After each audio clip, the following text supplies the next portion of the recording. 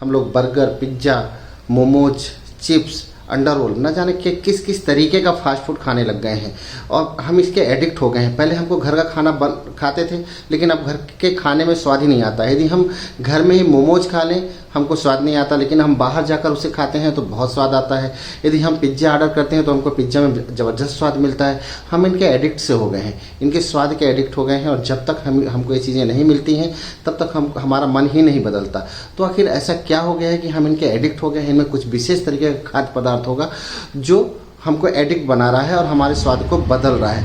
हम चर्चा इसी की करेंगे इस वीडियो पर कि ये हमारे स्वाद को तो बढ़ा रहा है लेकिन हमारे स्वास्थ्य के लिए कितना हानिकारक है और वो पदार्थ कौन सा है। वो पदार्थ है अजीनोमोटो। तो हम इस अजीनोमोटो के बारे में चर्चा करेंगे कि इसकी खोज किसने की और किस तरीके के खाद्य पदार्थों में ये उपयोग हो रहा है। तो प्लीज़ वीडियो पर बने रहिए और हमारे चैनल महेश राज इन्फो को सब्सक्राइब कर लीजिए, वीडियो को लाइक कर लीजिए, हम शेयर कीजिए।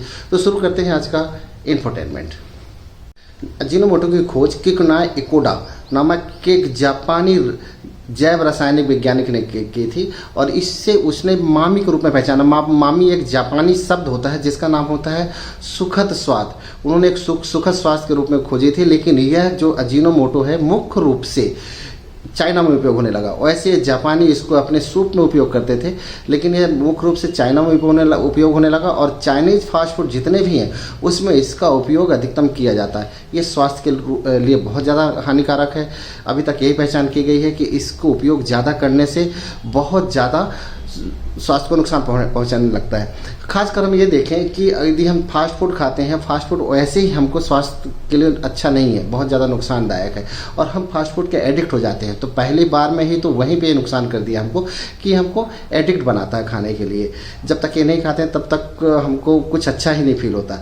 तो सबसे पहले तो ये फास्ट फूड में आता है तो फास्ट फूड ही हमको नुकसान करता है। दूसरा, इसके कुछ पर्सनल जो साइड इफ़ेक्ट है वो भी हैं, तो उसकी हम चर्चा करेंगे कि आखिर किस किस तरीके के स्वास्थ्य में नुकसान पहुंचाता है, हमारे शरीर को किस किस तरीके की परेशानियों को बढ़ाता है।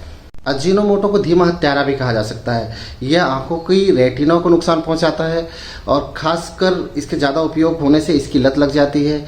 इससे कैंसर एवं थायराइड जैसे लक्षण भी बढ़ जाते हैं।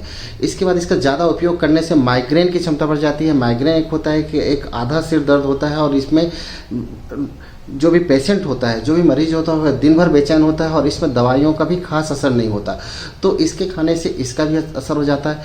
ये खासकर जो गर्भवती महिलाएं हैं उनको तो अत्यधिक नुकसानदेह होता है। कि पहले तो फास्ट फूड से नुकसानदेह होता है कि फास्ट फूड के लिए बच्चे के लिए सेहत के लिए अच्छा नहीं होता। दूसरा, उसके जो साइड इफ़ेक्ट हैं वो बच्चे में भी जा सकते हैं। कई बार ऐसा होता है कि बच्चा आते ही, अब हम देखते हैं कि अभी के जो बच्चे आते हैं वो कुछ नहीं, जो घर का बना हुआ खाना नहीं खाते हैं। पता चला कि वो शुरुआत से ही जब उनकी परवरिश की जाती है तो वो चिप्स और बहुत सारी चीज़ों में दौड़ने लग जाते हैं। तो ये ऐसा भी कहा जा सकता है कि खासकर इसी का साइड इफ़ेक्ट होता है के उपयोग से, अत्यधिक उपयोग से मोटापा बढ़ने लगता है। इसका एक रीज़न है कि लेप्टिन नाम का हार्मोन होता है जो हमको खाना खाने से रोकता है, अत्यधिक खाना खाने से रोकता है, लेकिन ये उसमें इसका नियंत्रण खत्म हो जाता है और ये हमको मना ही नहीं कर पाता कि हमारे दिमाग को इतना मैसेज नहीं कर पाता कि हाँ अब रोक दीजिए, अब नहीं खाना है।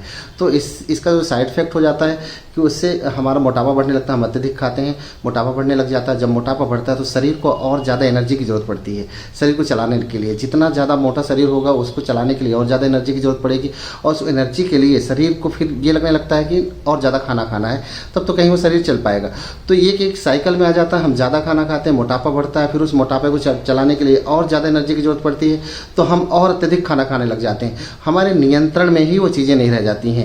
तो अब ख्याल रखिए फास्ट फूड के लिए कि इससे बचने के लिए एक ही उपाय है कि हम ज़्यादातर घर की चीज़ें खाएं, बाहर की चीज़ों को अवॉइड करें और ख़ासकर जो फास्ट फूड हैं उनको अवॉइड करें।